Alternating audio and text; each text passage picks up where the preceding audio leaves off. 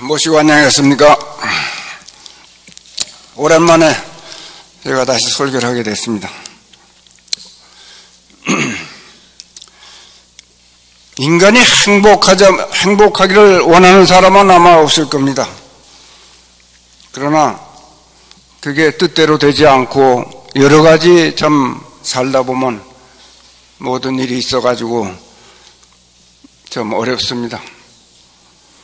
그러나 사람에 따라서는 그 행복의 기준이 좀 다릅니다.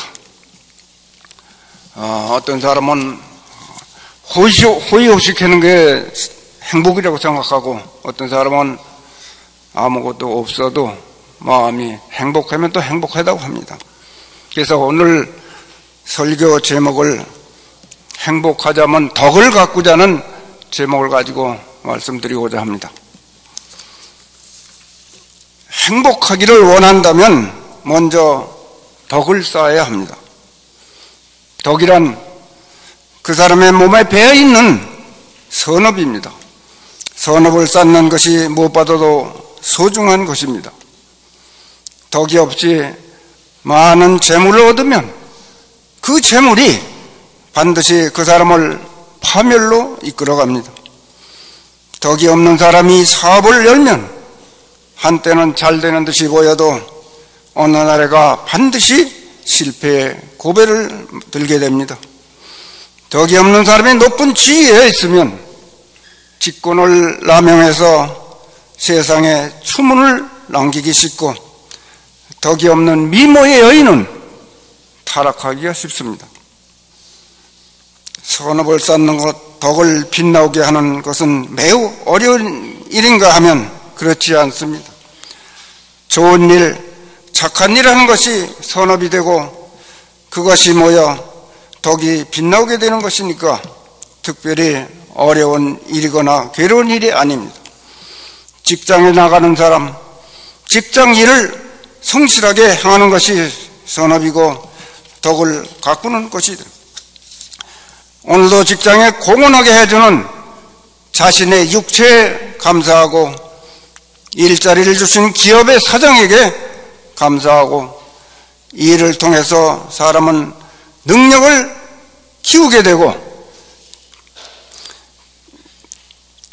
지견을 넓히게 되는 것이니까 그 일에 진심으로 감사하며 매일을 보내는 것이 선업을 쌓는 것입니다. 그것이 계속되면 빛나는 덕으로 화해오는 것입니다.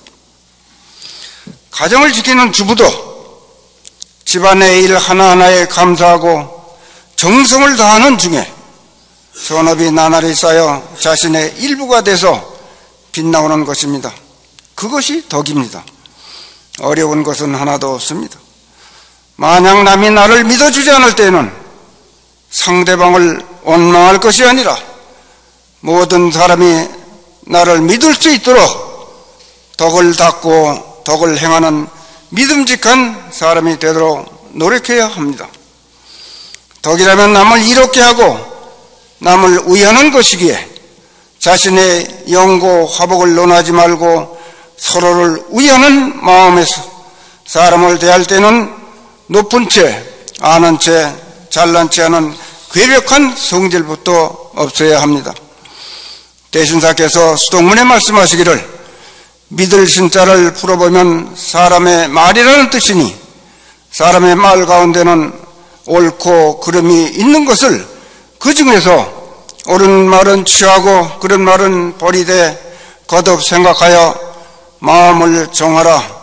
한 번 작정한 뒤에는 다른 말을 믿지 않는 것이 믿음이니 이와 같이 닦아야 마침내 그 정성을 이루니라고 하셨습니다.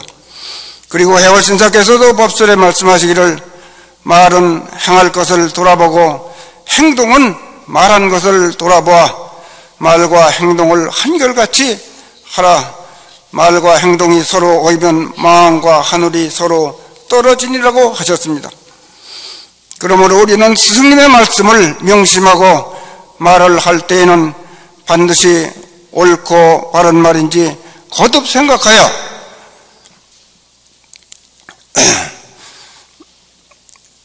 말한 것을 돌아보아 말과 행동을 한결같이 해야 합니다.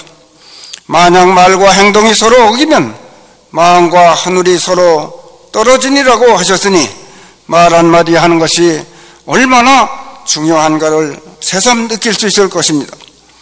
이상에서 말씀드린 바와 같이 사람이 서로 믿음을 없다면 가정의 행복은 물론 복지 사회도 이루기 어렵습니다. 더욱이 교인 상호 간의 믿음이 없으면 서로 갈등이 심화되어 도에서 이탈하는 사람도 있게 됩니다. 새로운 세상의 준비는 많은 말이 아니라 믿음 하나를 확실히 하는 데서 시작되어야 할 것입니다. 큰 일을 해야 빛이 나는 것이 아닙니다. 적은 일, 하찮은 일이라도 그 일 하나하나에 정성을 다하고 있으면 그 선업이 어느 날 덕으로 빛나오는 것입니다.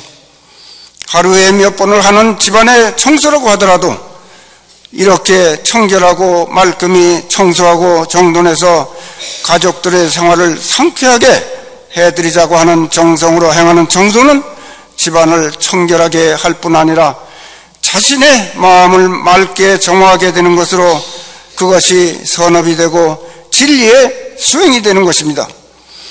세탁을 하거나 주방일을 하거나 간에 가족의 행복을 위해 정성을 다해서 행하는 모든 일은 모두가 선업으로 그것이 모이고 쌓여서 덕이 빛나오게 됩니다. 아내가 만든 음식을 맛있게 들어주는 남편이 있는 것, 어머니가 만든 음식을 깨끗이 먹어치우는 자녀들이 있는 것, 그리고 부부나 모자의 연으로 서로 단단히 맺어져 있는 불가사의한 인연을 돌이켜볼 때 소중함이 한층 더해지는 것입니다.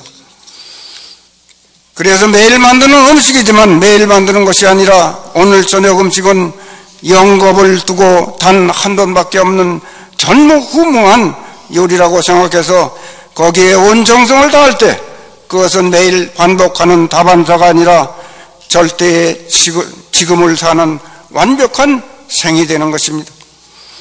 한 회사의 사장이 직원의 부상을 매우 마음 아프게 생각하고 깊이 반성을 했습니다.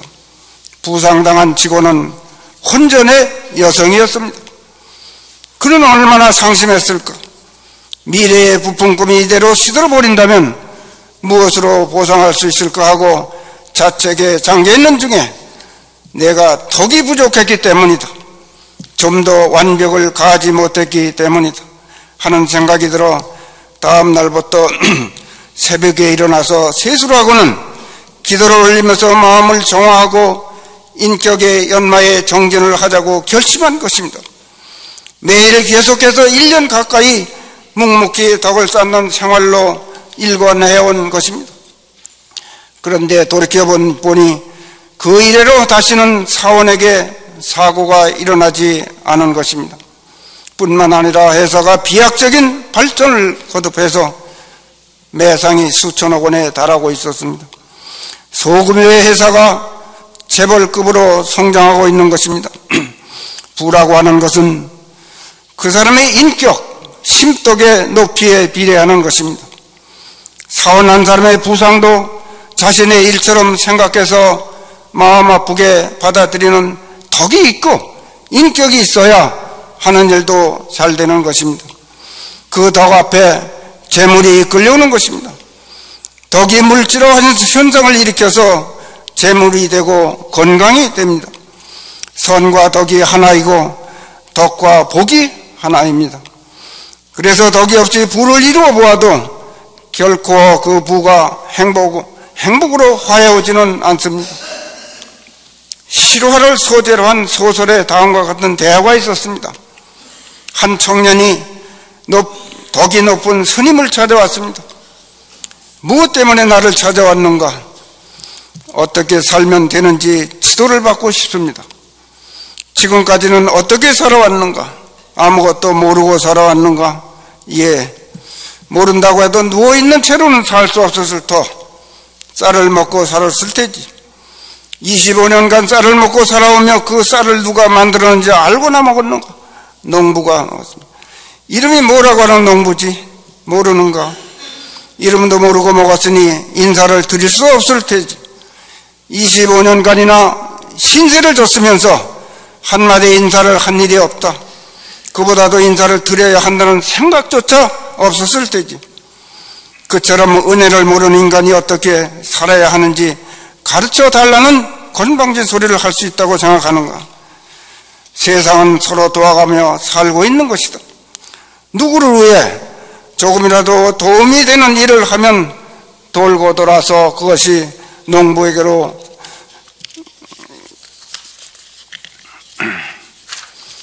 되돌아가서 농부에게 인사를 한 것으로 되기도 합니다. 사람들을 위해서 무슨 일이든 한 일이 있는가? 사람들을 위해서 이 한 생을 바치자고 생각한 일이라도 있는가? 혹시 없다고 하면 25년 공밥을 먹은 것이 되는 것이다. 그 말을 듣고 청년은 눈물을 뚝뚝 흘렸습니다. 쌀의 고마움을 모르는 사람은 살고 있는 것의 고마움도 모르는 것이 당연합니다. 이 가르침이 청년의 눈을 열게 했고, 그래서 그는 가난한 농부들을 위해 생애를 바치게 되었습니다. 감사한 줄을 모르고 사는 사람은 그만큼 덕을 잃는 것입니다. 사람이 산다는 것은 잘 먹고 잘 입는 데 있는 것이 아니라 참된 도리를 깨달아 사람답게 살아야 하는 것입니다. 설사 100년을 산다 할지라도 사람의 참된 도리를 모르고 산다면 그 사람은 인생을 헛되게 사는 것입니다. 윗사람이 선하면 아랫사람은 따라서 선해지고, 윗사람이 정의를 존중하면 아랫사람이 자연히 부정과 불의를 저지르지 않게 마련입니다. 그것은 마치 윗사람이 선의 씨앗을 아랫사람의 뿌림과 같은 것입니다. 참된 지식은 단순히 경전을 읽기만 해서 얻어질 수 없습니다. 진정 덕의 실천 없이 얻기란 불가능합니다. 마음은 언제나 비워두지 않으면 안 됩니다. 마음이 비어 있어야 정의와 진리가 깃들기 때문입니다. 상대방의 결점을 오래 생각하지 말아야 하며, 또 자신의 잘못된 일도 오래 생각지 말고 용서하도록 해야 합니다. 남도 용서하고 자신도 용서하는 것이 좋습니다. 그렇게 한다면 기분 나쁜 일도 그 순간으로 끝낼 수 있을 것입니다. 지난 시간은 다시 되돌릴 수 없으련만 쓸데없는 생각들로 마음을 괴롭히니 세월은 흘러만 가고 인생은 짧기만 합니다. 이 세상에는 비난받아야 할 일을 칭찬한 사람도 있고 칭찬해야 할 일을 비난하는 사람도 있습니다. 그런 사람은 입으로 죄를 짓고 그 죄 때문에 마음의 평정을 잃게 됩니다. 나는 너를 믿고 너는 나를 믿을 수 있어야 합니다. 서로 믿기 때문에 같이 살 수 있고 같이 일할 수 있고 같이 친해질 수 있는 것입니다. 사랑과 협동, 화목, 대화, 희생, 봉사 등 인간의 아름다운 덕이 모두 다 믿음과 신의의 토대 위에서 비로소 가능합니다. 신의와 질서가 무너질 때 모든 것이 무너지고 맙니다. 사랑과 믿음 그리고 행복은 하나의 가치인과 동시에 삶의 기초입니다. 사랑과 믿음의 창조의 토대 위에 행복을 쌓고 즐거운 생활의 요람을 만들어야 합니다. 만사에 소홀함이 없이 될 때 덕은 빛나고 인격의 향기가 만리에 뻗치는 것입니다. 거대한 제방이 개미구멍에서 붕괴가 시작됩니다. 적은 것을 소홀히 하는 일 없으면 만사가 원만해집니다. 모든 국면에 소홀함이 없게 되는 것은 물 한 방울이라도 소홀히 하지 않는 일상의 생활 속에서 자연히 이루어져 오는 것입니다. 불행에 오는 사람, 질병에 오는 사람 모두가 알고 보면 조그만 친절의 결력, 조그만 감사의 결력, 그리고 적은 일을 소홀히 하는 점에서 불행은 싹트고 있습니다. 적은 일에 실덕을 하고 그것이 반복돼서 모이고 쌓여 키워져서 돌이킬 수 없는 큰 일로 화하고 있습니다. 덕을 잃는 일이 없도록 적은 일에도 항상 최선을 다하면 인생에 결코 불행은 없을 것입니다. 행복하기를 원한다면 덕을 잃는 일이 없도록 무엇보다도 먼저 마음 쓰며 살아야 합니다. 우리 모두는 스승님의 가르침을 살펴보고 그 덕을 늘 생각하며 잊지 아니하고 믿음의 덕행으로 온 집안이 즐겁고 행복이 넘치는 가정 천국을 이루어 나가기를 기원하면서 오늘의 설교를 마치겠습니다. 경청해 주셔서 대단히 감사합니다.